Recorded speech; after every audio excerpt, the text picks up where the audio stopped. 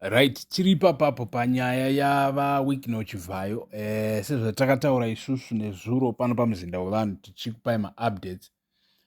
Tichitaura isusu kuti Wicknell Chivayo, padeni paWicknell Chivayo popinda mota 2 dzesuspicious, and then tobva tazobvunza vana comrade Takawira vakati yes, he confirmed that there might be some investigations going on. As a matter of fact, these investigations started a long time ago.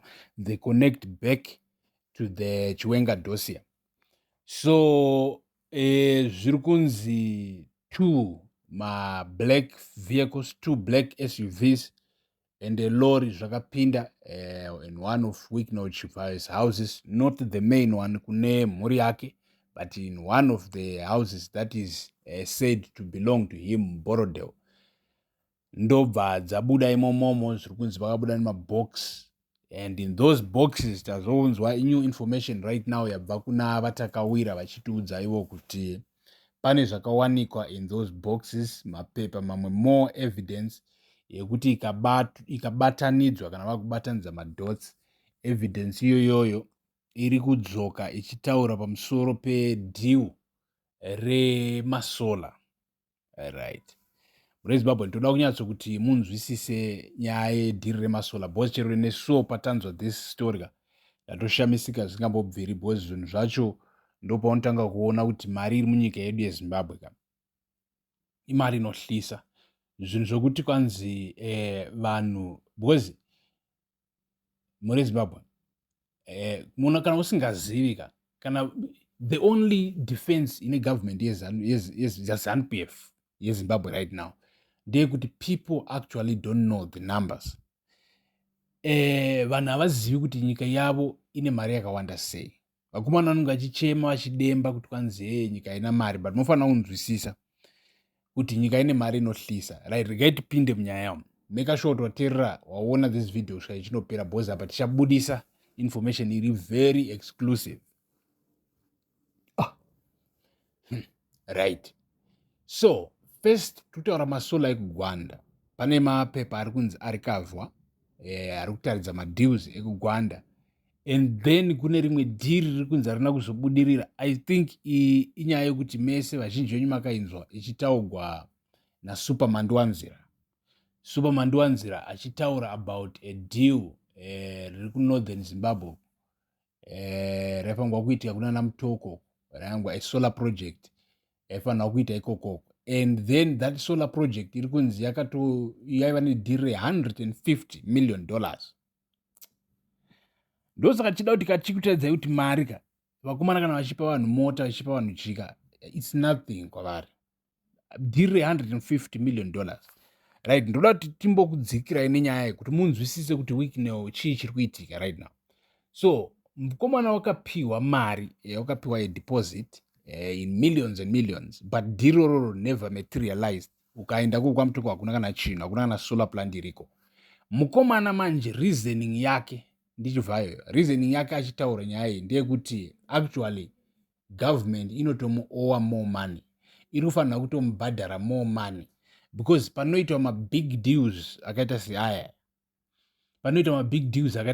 haungoiti madhiri wayaya. Engaging with those companies, those international big companies that I engage nadzo for that solar deal, it requires a lot of money. Upfront costs akatokulosta achizama kustrike a deal for the government. Therefore, those losses were covered by him with his own money. As a matter of fact, mari ari kunzi akapiwa, mamillions akapiwa, haana kugona kucover those upfront. Kati upfront, mukomana achitanga kurizena achitaura nyaya yake ndeyekuti zvinhu zvakafanana nzwai munze muri Zimbabwe. Kana iwe uchitori uda kuisa a solar farm, and you have to survey the area, you have to check for, the possible natural disasters in that area. So all those things requires machines, requires, engineers, requires architects, people who are knowledgeable, who will come with those machines and do that stuff, and etc, a lot of other things, right? And those things cost money, a lot of money. Aspa ground, pane pasina kana chachinja. Ringe richingori ground sezvo raingova riri. So Wicknell anenge achiti akashandisa mari yakadepositwa, yakapiwa as the first deposit negovernment, inotori shoma than mari yakashandisa for that project, although risina kubudirira. So as a matter of fact, ndo paipa makaona pakasungwa paipa akazobuda achiitwa inquiry, vanhu voti chii chakaitika, ndo reasoning dzaiva behind. So vakomana zviri kunzi zvabuda mumapepa awa ndipo vari kutarisa, infact mapepa vari kunzi akawanda zvokuti vari kutarisa kuti chi as of right now is there more evidence, because this whole thing is connected sezvatakudzai to the Chiwenga dossier, because Chiwenga dossier named names anosanganisira vanani vana Wycliffe Chivhayo.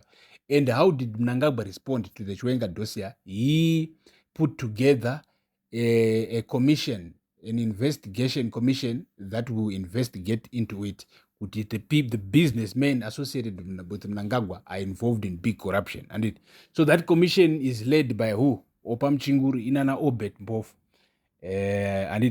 That commission. So that commission is a very, very important commission, which is the same commission iri kudhila. Ndo paya takadzoka tichiconnecta imimi kuti inzwai munzwe muri Zimbabwe. Kana tichitaura isusu chinonzi ZANU-PF, tenge tichitaura also about its military wing, which goes back to ZIPRA and ZANLA dzakabatana dzikavachi ZANU-PF military wing. Although they act like ZANU-PF doesn't have a military wing, the military belongs to the state. It's ZDF, Zimbabwe Defense Forces, right?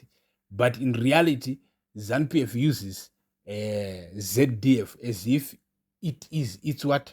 It's military wing. Because according to information in the report, the investigation is being done by the military police. All right. Or under what conditions, under what circumstances are the military police acting on behalf of ZANU-PF? Because remember, Chiwenga submitted the dossier to who? To the ZANU-PF Politburo, not to the Zimbabwe Defense Forces Politburo. But now, according to information, it's the military police doing all this groundwork. And it's a evidence. So we don't know exactly what is going to happen, but it's more evidence. We don't know if it's going to be able to turn what the courts have already judged, etc. But tiripo pana pamurezi baba mzinda wevanhu. Support independent journalism by joining, by sending stars, by sending what? Super thanks. Stay tuned, because change chikupa ichi to my updates all the time. But to download to comment section right now, mbopina mbonyatsokuudza imimi kuti what do you think about all of this? Uri kuona nyaya iyi ichienda kupi? Tambotaura isusu about right now, because papa nenyaya dzakawanda dzichiinvolve kuti why Mnangagwa akabuda munyika.